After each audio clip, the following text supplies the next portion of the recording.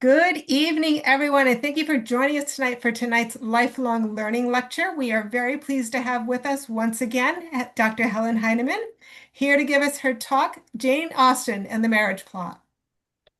For those of you who have just joined us, I just want to let you know that you've been admitted to this meeting on mute, and I'm going to ask that you remain muted throughout the meeting to avoid any unintended interruptions. Along with that, this is being recorded, so if at any point you're unable to finish this meeting, you can view it again on YouTube, our YouTube channel. I'll drop that link into the chat shortly. We also want to let you know that we'll have an evaluation form available. We'd like to have your feedback on this. If any, along with any ideas you have for any future talks, we'd be welcome to. I think with that, I'm going to hand it over to you, Helen. Well, thank you very much, Tara. I'm very happy to be with you this evening. This is the year, last year was the 250th anniversary of the birth of Jane Austen. There have been all kinds of celebrations, and we're celebrating it with this lecture, and of course with my teaching of the novel Mansfield Park. And also on December 4th, I'm going to be talking about my continuations of Jane Austen's masterpiece, Emma. So we're trying to do her justice. And my topic tonight indicates the double nature of this talk. I'll be doing a little bit of talking about her life and also about the marriage plot, which is the plot of all her books. All her books are somehow very much concerned with the heroines making a good marriage. She is, in fact, the quintessential author of romantic happy endings. Her novels provide marriage for all her heroines. Her happy couples model love and mutual respect, and moviegoers can feel her presence in every rom-com that ends in marriage. Her name has become synonymous with the marriage plot. But her endings are different from the happy endings of fairy tales, and that's my point tonight. She weaves a resistance to marriage into the very fabric of her novels. Elizabeth Bennet, in Pride and Prejudice, refuses the wrong man first, the odious Mr. Collins, and she also refuses the right man, Mr. Darcy, because he has proposed to her in the wrong way. Heroines like Elizabeth Bennet have a complex relationship to the choice of a husband. In every one of her novels, she reminds us of how difficult finding romantic happiness is. So how romantic are her trademark happy endings? In order for each of her novels to reach resolution, a variety of difficulties must be overcome. Some are psychological, some are social, some are economics. Some heroines face obstacles of class or wealth. Others need to learn to admit their own faults. Others need family members to understand them. She was keenly aware of the many challenges, and equating marriage and happiness obscures the growth that one can achieve, perhaps, without marriage. For Austen, individual growth was of paramount importance. It was the only thing in the control of the heroine. And no one did more than Austen to challenge the conventions of marriage for women in the 19th century, while simultaneously enshrining marriage as the ultimate happy ending for her characters. Theoretically, however, a happy marriage with economic stability did not mean the best situation for women in Regency England. It was a fantasy, particularly after the loss of so many young men in the Napoleonic Wars. So it's not easy for these heroines to find the right man, and she shows us romantic happiness together with the need for individual fulfillment. Her own world was far from peaceful, and her happy endings seemed rare. Her brothers fought in the Navy against Napoleon and also against the slave trade. Here's a picture of two of her brothers in uniform. She had four of them who served in the Navy. And also, her first cousin was married to a French aristocrat who was beheaded in the French Revolution. And his widow married Jane Austen's brother. So she knew about these wars. She knew about them. And families around her went bankrupt, moved out of their estates after their father died. Austen and her sister Cassandra had to move many times. And with their mother, they spent 10 years sinking lower and lower in poverty. Uh, she had at first no physical space, really, in which to write until her wealthy older brother finally provided a house for them where she wrote and rewrote all her major novels. Um, so it's a marvel in a way that her novels are as optimistic and heartwarming as they are. Her novels have romantic climaxes that are often undercut in the last chapters, and this is a point I want you to recognize. Near the end of 5 of her 6 major novels, Austen's narrator remains silent on the details of the happy union. The narrator tells the reader what she will not tell. The following is a passage from Sense and Sensibility, an example of this technique.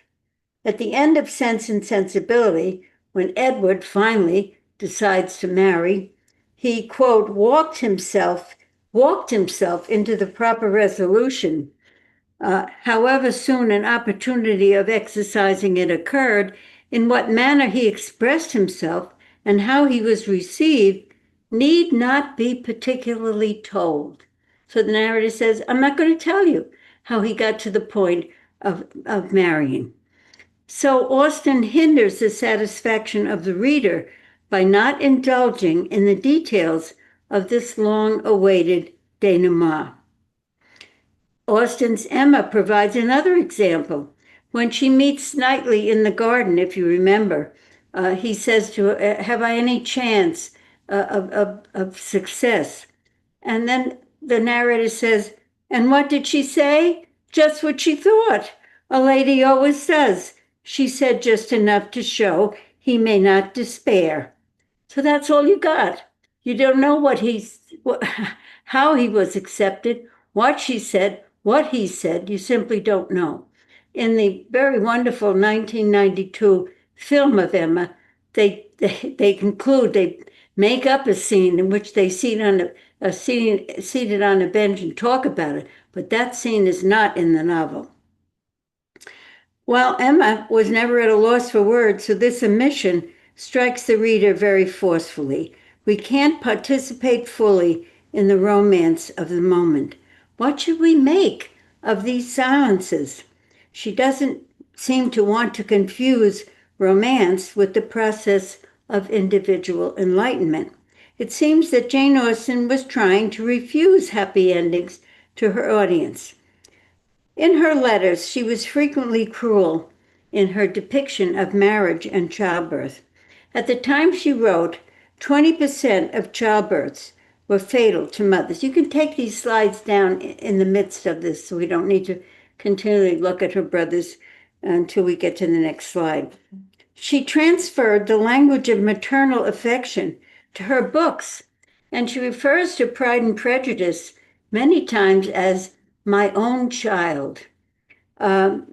She challenged the conventions of marriage for women in the 19th century, while at the same time giving it a happy ending to all of her characters. So I guess you could say she allows her readers to eat the cake of romance and preserve feminist self-regard. We don't hear what Emma says to Knightley or what decision she makes with him as to how they're to live together and so on. She manages to provide both the benefits and weaknesses of the solution of marriage. Well, Jane Austen would be nice if we had her diary.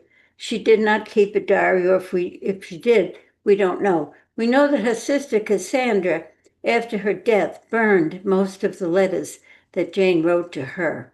And if Jane kept a diary, clearly it was destroyed. Here is one of her letters to get how carefully that were written close because it was expensive to send letters.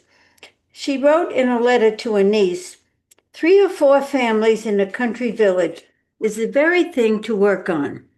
And she referred to her own writing as a little bit of ivory on which I work with a fine brush. Her early work she appears to have shared openly with her family and friends. Her brothers had entered the public world of the Navy, while she and her sister Cassandra were confined to home. Here is a picture. It's a silhouette of her sister Cassandra. It's the only likeness of Cassandra that we have. As they entered their 20s, these girls had no profession. They could have been governesses. They were very close. One friend said that if Cassandra should cut off her head, Jane would do the same. During this period, as I say, her brothers were actively engaged in combat. The only kind of combat women were allowed was the conquest of hearts. She started an early novel, Lady Susan. She was trying her hand at a popular form. The novel was becoming popular. It was a story of 2 sisters without money, each longing for marriage.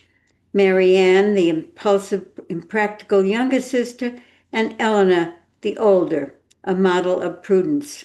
This became Sense and Sensibility, one of her first successful novels. These covers that I'm showing you of these books, of course, were not original first edition covers, but I selected them because I liked them. These are contemporary covers of Jane Austen novels. Then both sisters fell in love. But unfortunately, Jane's suitor was not allowed by his family to become her lover. And Cassandra's, she was engaged to, but he died and was buried at sea, and she was given a widow's allowance. So life went on for the 2 of them. They did not marry. And she sent this novel, Sense and Sensibility, to a publisher, and it was rejected. Her brother Edward now comes in a very fortuitous thing. This was a practice often done at the time. If a family could not have children, they could adopt a child from a family which had maybe too many. And the Austens had 8 or 9 children. So her brother Edward was adopted by the rich Knight family. This is a silhouette that was made of the moment of Edward being presented by his father to Mr. and Mrs. Thomas Knight. And of course, Edward became, with this adoption, a very rich gentleman. And we see in this next one, Edward as a landed gentleman. So Jane had a glimpse of what material possessions could bring, but she was only a poor relation. She started the novel that became Pride and Prejudice, but it was an unhappy time. Cassandra was recovering from the death of her fiancé, and Jane from her disappointment of her love affair with a man named Tom Lefroy. Well, marriage, as I said, was a precarious endeavor in Regency, England, and many women died in childbirth. Austen seemed dismayed at the thought of childbirth. In one of her letters, she wrote, "Poor animal, she will be worn out before she's 30. I am very sorry for her." 2 of her sisters-in-law, the wives of her brothers, had 11 children each. And some of these young mothers died eventually after these many childbirths. So Jane frequently cruelly wrote about childbirth in her letters, not in her novels, but in her letters. The most infamous passage in her letters is a comment on the stillbirth experienced by a neighbor, Mrs. Hall. Jane wrote to her sister, Mrs. Hall was brought to bed yesterday of a dead child, some weeks before she expected, owing to a fright. I suppose she happened unawares to look at her husband. She wrote to her niece, "Oh, what a loss," who was going to get married. "Oh, what a loss it will be when you are married. You are far more agreeable in your single state. Too agreeable as a niece. I shall hate you when your delicious play of mind is all settled down into conjugal and maternal affections." Austen transferred the language of maternal affection to her own books. She referred to Pride and Prejudice always as, quote, "my own darling child."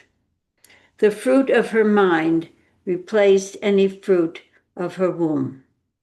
Yet she continued to live the life of a Regency lady. She attended local balls and parties, but she wrote no essays about the novel form.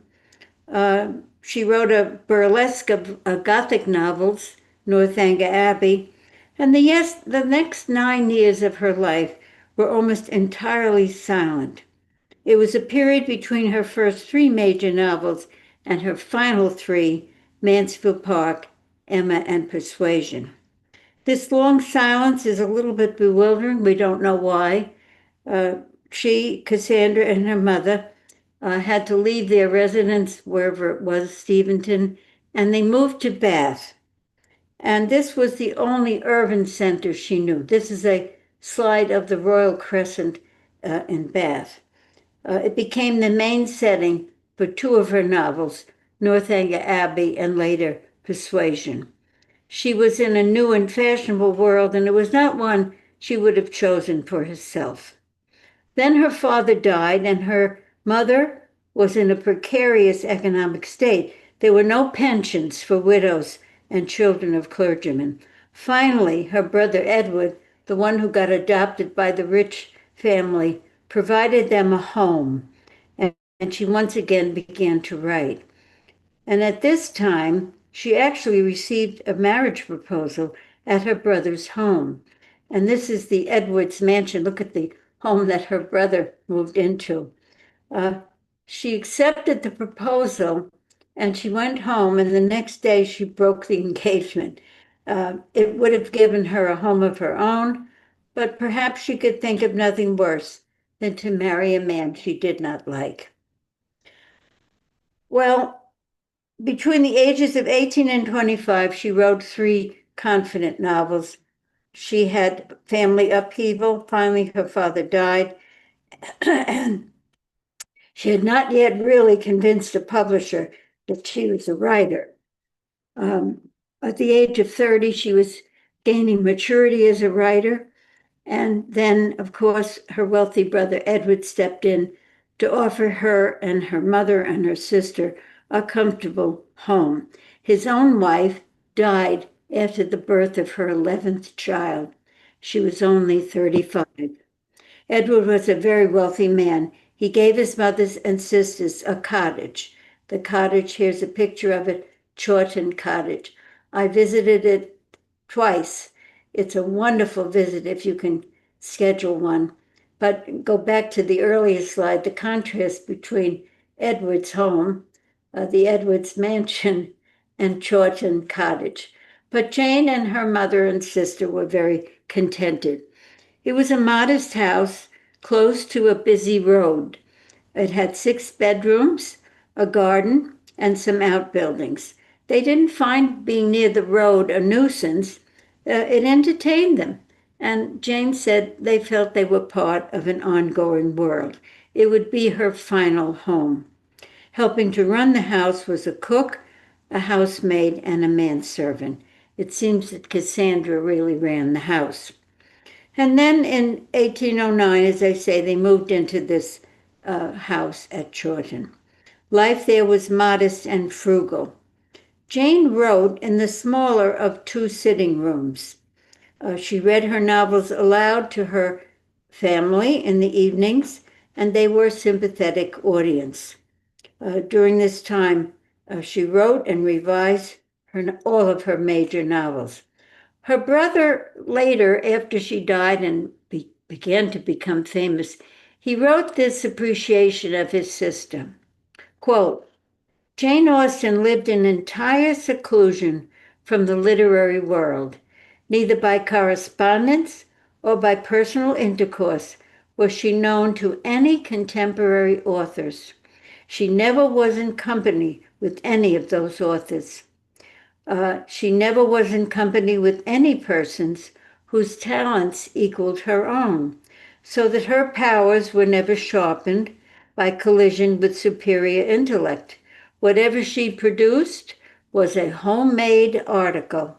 Her novels were conceived and composed in isolation. It's really amazing. She invented her characters, he continued, their scenes and scenery, and the moral framework of her novels, and she did this all alone. Not many writers write today or any time with that kind of seclusion from the outside world, from meeting with contemporary authors, other people. She was in a very small environment. She went back to her old manuscripts, Pride and Prejudice. She took up again and she edited it lightly, and it sold well. It went into a second edition and earned over £100. She was very proud of that. It was a success, and she began to be happy about her writing. She next sold Mansfield Park. It was had a different reception from the audience in Pride and Prejudice. Pride and Prejudice was very popular. Mansfield Park was morally bewildering to a contemporary audience. And those students who will be studying it with me next week may also find it bewildering. There's a question, let's just stop at it. Who did she read that might, well, she read some of the female authors of the time, whose names you may not know. Mrs. Radcliffe, she read Gothic novels. She read mainly novels by other ladies. And there's no record that she read any famous novels of the time. But she published Mansfield Park, and as I said, it was not well received. Its heroine, Fanny Price, is responsible for the difficulty of this novel. And my students may have had difficulty getting into it. We'll see next week when we start studying it. Fanny Price is not beautiful. She's lacking in spirit. She's so correct all the time that she's kind of annoying. She ends up mistress of Mansfield Park. Austen's other heroines possess more spirit and wit. They are sometimes rash and prudent, but Fanny Price was not. She was plucked out of a disorderly home in Portsmouth and placed in the elegant home of Mansfield Park. Here, she was reminded daily that she was inferior to the members of the Bertram family, and she must be grateful for any crumbs that fall her way. It was published in 1814. Its author was identified only, not by name as Jane Austen, but as the lady who had written Sense and Sensibility and Pride and Prejudice. She was beginning a new novel, Emma, which was to become, I think, her masterpiece. And of course, I've spent a lot of time working on Emma. It's one of my favorite, maybe my favorite Austen novel. It's very long and very complex. She's a complex heroine. In fact, she said one time to a friend, I have created a heroine who maybe nobody will like as well as I like her myself. Emma Woodhouse is a nasty, spoiled brat. Her father is a bit over the top. Mr. Knightley is perhaps not as sexy as Mr. Darcy. And Austen herself was worried that no one would love this young woman the way she loved her. But I think over time, we all love Emma. And there have been many films made of this book, 3 or 4 or 5 maybe. And the one that I like is the one that is, I think it's 1992. Emma's not a good reader. She doesn't draw. What does she do? Well, she tries to push people around and lead them into marriage.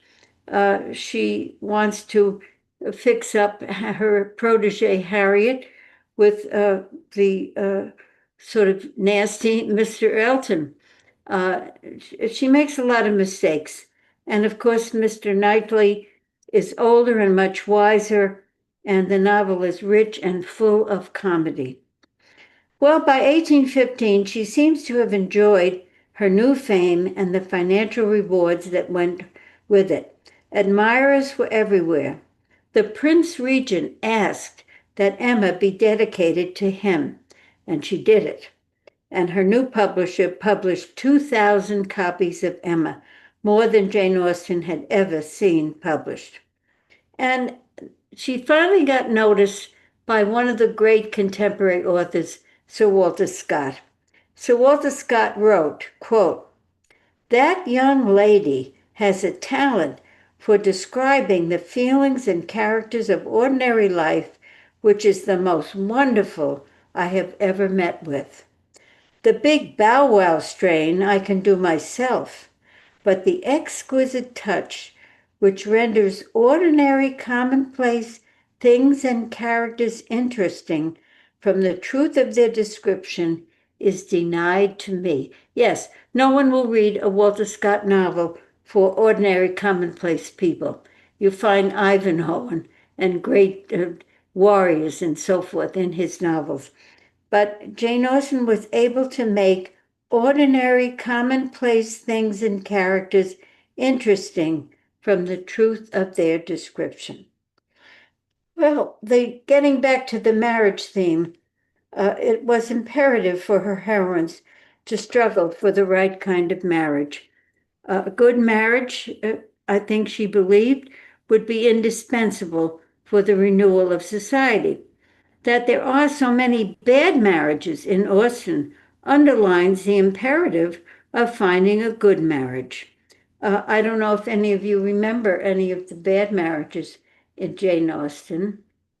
I can remember a few in Emma, Mr. and Mrs. Elton, of course, and remember in Pride and Prejudice, the woman who takes the sort of nasty Mr. Collins because he's the only one she can get. There are lots of bad marriages, and we'll look in Mansfield Park to see if there are any there. She regularly availed herself of the convention of marriage as closure, leaving unanswered any number of potentially fascinating questions about marriage, which the novels may prompt. Well, in a letter to her sister Cassandra, she once wrote, "You know how interesting the purchase of a sponge cake is to me." Now, think about that. She found buying a piece of sponge cake interesting. So she knew herself where her talents lay. And so our image of Jane Austen is that of a quiet, brilliant spinster. It's an image that has truth but needs to be re-examined. It's true, she doesn't touch on politics or law or medicine or science or philosophy. I could make a long list of the things that Jane Austen did not write about without bringing us much closer to what she did write about. She said she wrote on 2 inches of ivory. What did she describe on those 2 inches of ivory? Another time she said 3 or 4 families in a country village. In another one of her letters, she wrote, "I am the most unlearned and uninformed female who has dared to become an author." She wasn't educated in any school. What was her education? Well, her father, of course, many of these 19th century women novelists had fathers who were clergymen. And as clergymen, they had large libraries. And these women educated themselves. How did they educate themselves? By reading in these libraries. She was tolerably learned. She did have a somewhat limited contemporary experience, but she did not compete with someone like Sir Walter Scott or Richardson, and in the end, her own modest works have been held in more esteem than the work of these great authors. As I mentioned before, she lived through a tumultuous time. She lived through the French Revolution, the rise and fall of Napoleon, the American War, and they seem to have left very little mark on her fiction. It's more easy to draw up a list of what she left out than of what she put in. One critic said, when you read Jane Austen's novels, it would take an abnormally acute reader to realize there has been any war going on at all. Uh, but people are living and they are learning things. They are developing moral points of view. And we cannot say that her work is the poorer for lacking topical passages of social history and comment, because moral illumination is more important to her heroines. Well, I thought I would tell you one more person who didn't like Jane Austen, and that was Emerson, our author, Ralph Waldo Emerson. He wrote in his journal, I am at a loss to understand why people hold Miss Austen's novels at so high a rate. They seem to me vulgar in tone, sterile in artistic invention, imprisoned in the wretched conventions of English society, without genius or knowledge of the world. The only problem in the mind of the writer is marriageableness. Well, Emerson is not wrong about that. I see a question. What can I see the question? What kind of people would have missed that question? Oh, I'll read it to you.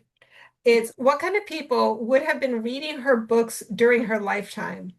People like those in the novel? I would say yes, people like those in the novel.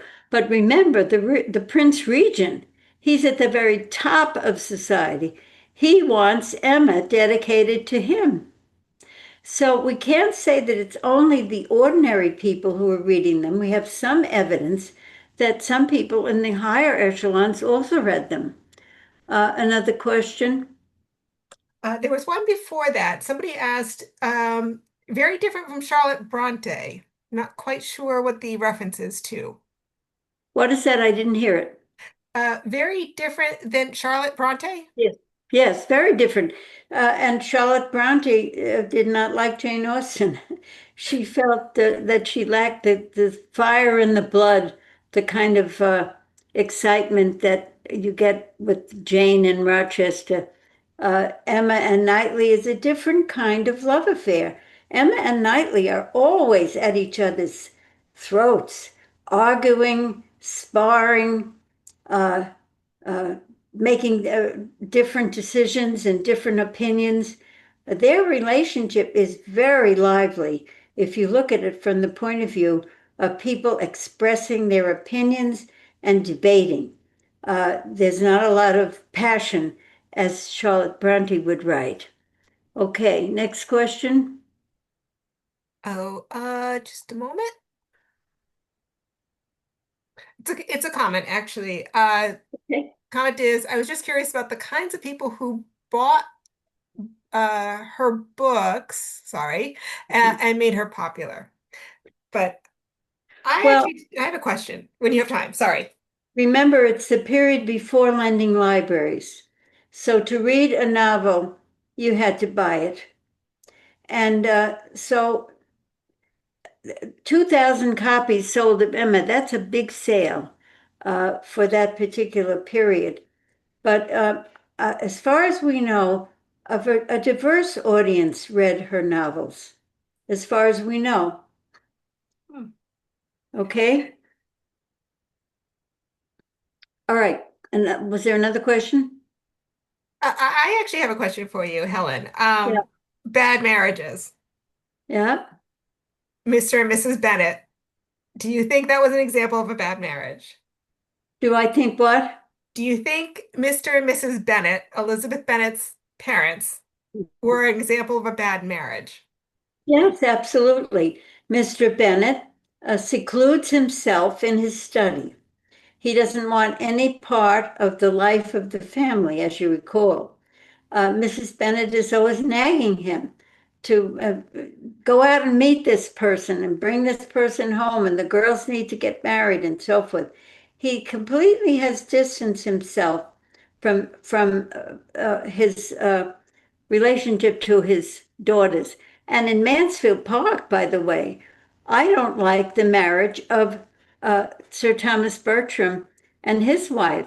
She lies around on a sofa all day with her pug dog, and he has turned over the education of his daughters to Aunt Norris, who is the worst, most obnoxious person in all of Jane Austen. So we see a lot of fathers who want to retreat from the female world, and they don't want to take responsibility. And I do think those are two big ones. Sir Thomas Bertram in Mansfield Park and Mr. Bennet in Pride and Prejudice. And of course, the one daughter makes a terrible marriage. She marries a soldier well, I won't say what happens in Mansfield Park, those who are going to read it, but big mistakes are made by his daughters, and he has absolutely nothing to do with it. So I do think that she gives pictures of dysfunctional marriages, very many of them. Okay? Mhm. So Emerson, as I say, said the one problem in the mind of the writer is marriageableness. Well, it's a big problem because, of course, he's not wrong. Marriage is a key consideration of contemporary English social life and the imprisoning effect of its conventions. Who has made us more aware of this than Jane Austen? For Jane Austen, marriage is the key to existence as she knew it. And while her novels do depict some good marriages, there are many ill-suited couples. This is all the more reason why it is so imperative for the heroine to struggle for the right kind of marriage. Mansfield Park begins with a family telling about three sisters who made marriages. And I'm not going to say what I think right here, but there's Sir Thomas Bertram's marriage, there's Aunt Norris's marriage, and there's the mother of Fanny Price's marriage. And uh, uh, so there are all kinds of marriages that are at the heart of the problems of the novel. It only underlines the imperative of finding a good marriage, no matter what the obstacles. And I think Emerson was wrong. And I do think marriage is an important concern. I don't know about today so much. I do think that today we have couples living together without marriage, and that's another kind of problem. It's a relationship without commitment. I mean, marriage is a commitment. So, for Jane Austen, marriage is an important concern, and it was an important concern of most of the major 19th century novelists. Of course, most of them uh, found it more interesting to explore what happened in marriage after the marriage. But Jane Austen is interested in watching what is this heroine going to do? Is she going to marry this one or that one? And rather than concentrating on the difficulties of marriage after marriage. She leaves us many potentially fascinating questions. For example, what will become of Emma as Mrs. Knightley, this headstrong woman who was marrying everybody off to people that she selected for them? And at its best, I think Austen's novels make marriage the defining problem of life. So, in the end, reading Austen may have us longing for outcomes, but she was too wise to give her characters easy answers. Uh, Her endings aren't as simple as we've been made to believe, And we'll be looking at the marriages in Mansfield Park next week. There are plenty of them. And Jane Austen acknowledges the likelihood that courtship may not turn out as expected. In Sense and Sensibility, Marion Dashwood endangers her chances of happiness by being ready for a grand passion when she meets Willoughby, who carries her home in a rainstorm after she had twisted her ankle.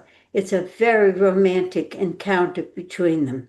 She throws caution to the winds and she falls in love with him, but she eventually has to accept that she has had an unreliable picture of the world and she has a painful growth to self knowledge. That's why I say these are not easy books to comprehend. Only after Marion understands herself can she arrive at the altar. Emma Woodhouse must stop indulging in her fantasies of omnipotence. Fanny Price has things she must resist in Mansfield Park. Elizabeth Bennet has to admit she has misrepresented her rude but staggeringly eligible suitor. Her happy ending with Darcy comes at the price of extensive self examination. And so on. Finally, Emma realizes that Mr. Knightley might be going to propose to Harriet. It wakes her up, and she comes to her senses. Austen pushes her readers to separate the idea of happiness in marriage in favor of introspection and thought. It's a bold idea. She is a novelist of hard-nosed realism. So the novel waits for you to make you suitable readers. I recommend to you, there's a whole spate of new critical books about this new look at Jane Austen. I'll mention two that I think are quite good. One is called The Secret Radical, and the other one, Jane Austen and the Price of Happiness. I'll mention those again in class. Now I'm open for opinions if you have any questions, and I'd be glad to hear from you about your take on these novels as well. There's another question, okay? Okay, back to the question. We have, what is the best wedding scene in her books? Oh, I have to think that word over. He doesn't give us many wedding scenes. He gives us, we never get really a wedding scene from Emma. Uh, we get one in Sense and Sensibility. They're very muted. People who have big, expensive weddings, no. I would say they're muted. She's much more interested in courtship. Courtship is the time when it's still possible to not make a mistake. Okay? All right, another question. Did Jane's parents get along? Um, we know very little about that. Certainly, there were 9 children. I think she had 9 children. I think there were 5 or 6 brothers, and Jane and Cassandra. Um, and they were a close-knit family. They were a loving family.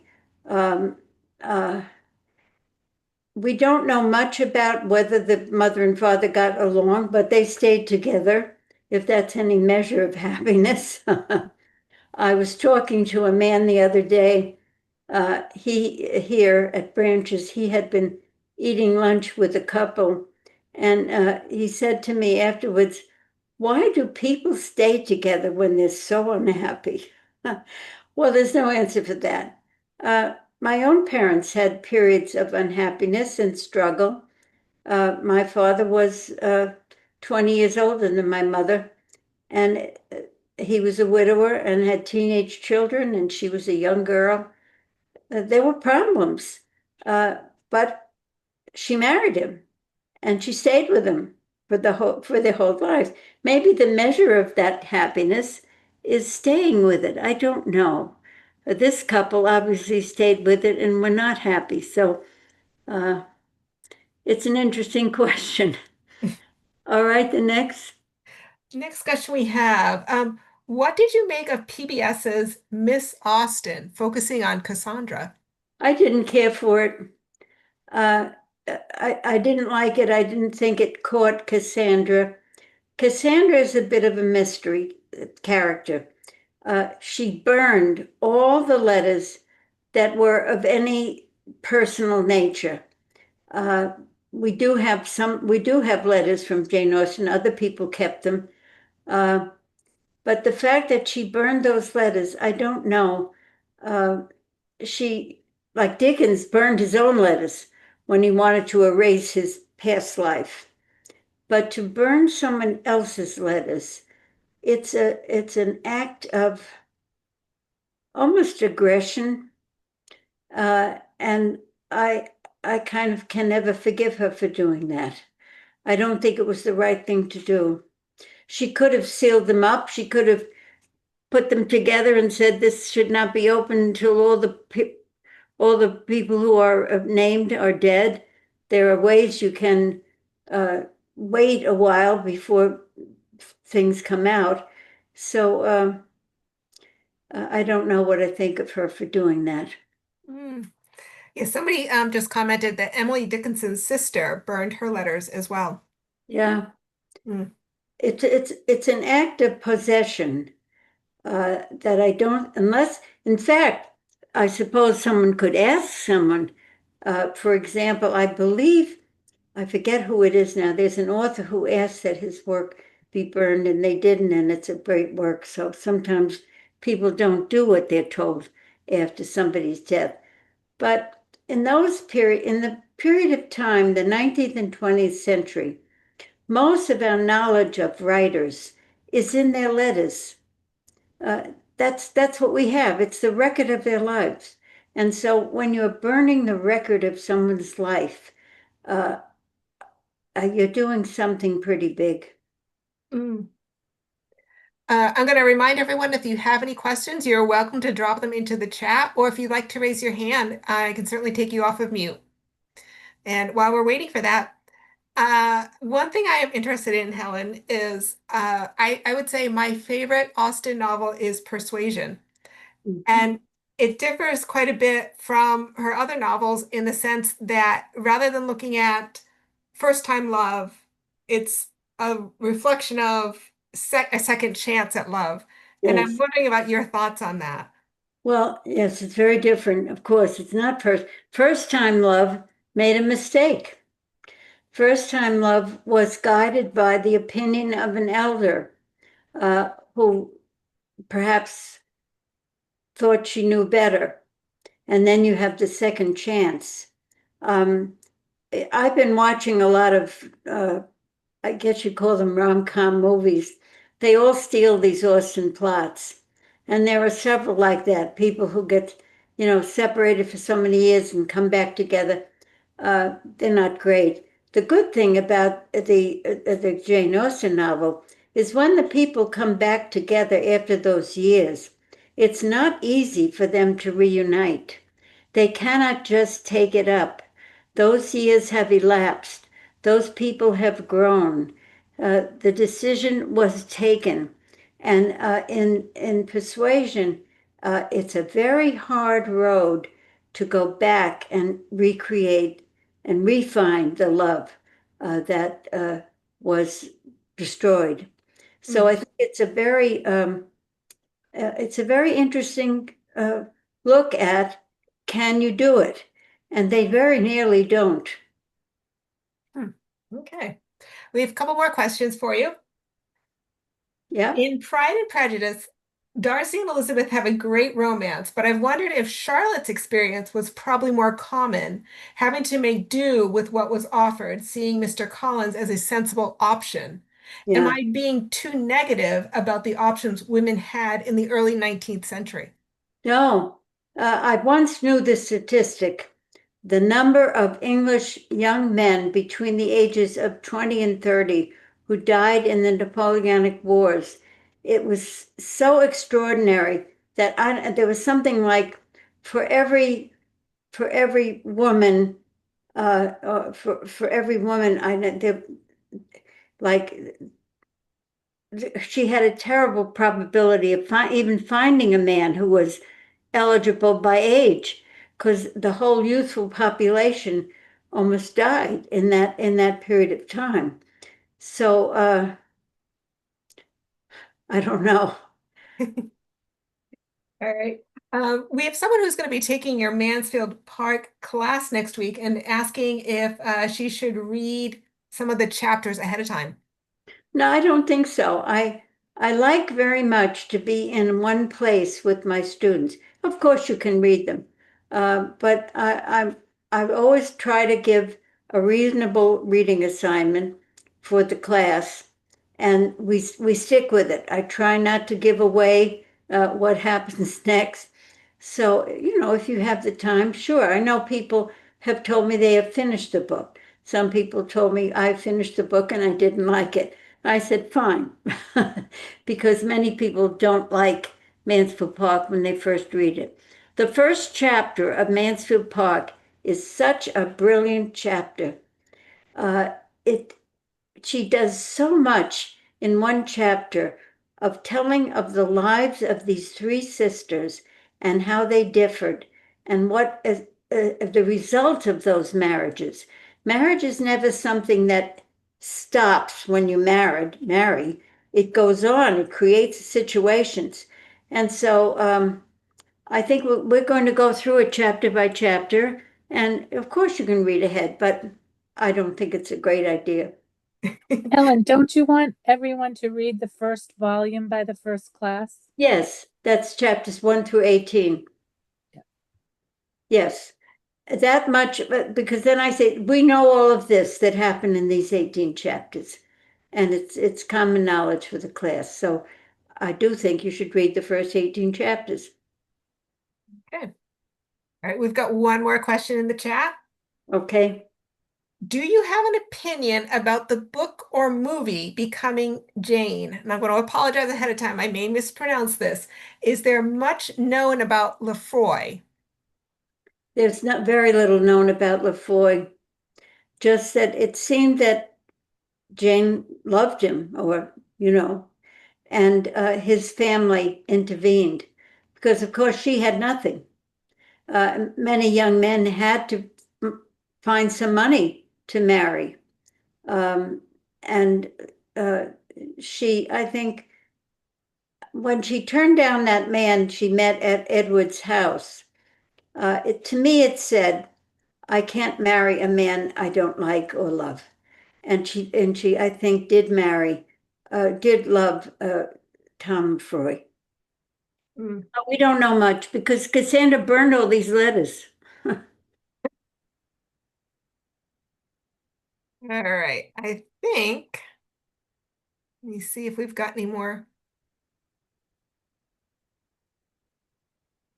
I think we are all out of questions at this time. Okay, well, you save your questions for our reading of Mansfield Park. Um, uh, as I said, it's not the most popular of her novels. It's hard to get into, uh, but I guarantee that it will be a positive experience for you, I hope, together with me and the class next week. Great. Well, thank you so much. And I'm Helen, I'm going to give you an opportunity to promote your upcoming Oh, workshop yes. or lecture talk. The December 4th class, they asked me to give a lecture on Jane Austen again, and they said to me, well, if you have trouble preparing, you can give the same one you gave tonight. And I didn't like to do that. I didn't like that. And then I thought, well, I'd like to tell them how I wrote Emma's continuations. I've written 3 continuations of Emma. And uh, just to make a long story short, um, I had taught Emma, and it is, I think, Jane Austen's masterpiece. And I had taught it, and I don't know what happened to me, but one morning I woke up thinking, well, what did happen when Emma married Mr. Knightley? And suddenly I sort of thought, well, I know where they went on their honeymoon. I know that much. Let me try. And I sat down and wrote the first chapter. And every morning, it was almost every morning, I would think about what happened next. And it came. And this gives me an opportunity to share a little bit with others how that came to me and what I did. And it went on and on. In fact, one of my sons said to me, Mom, Emma is getting too old.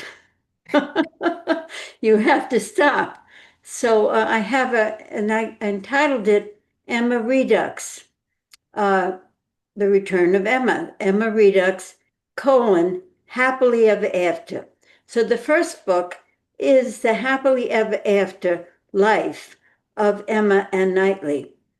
And then in the second book, I turned to Emma's sister Isabella and her children and the marriages that they made. And so I just kept going on with it. There's always people getting married. And so I'm going to talk in detail of how I did it. And the first two are already published, and the third one will be published soon. Congratulations to you. Okay. Well, thank you very much. It was a pleasure being with you.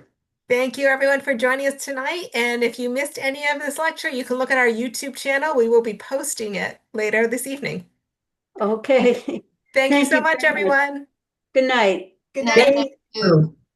Thank you. Good night. No.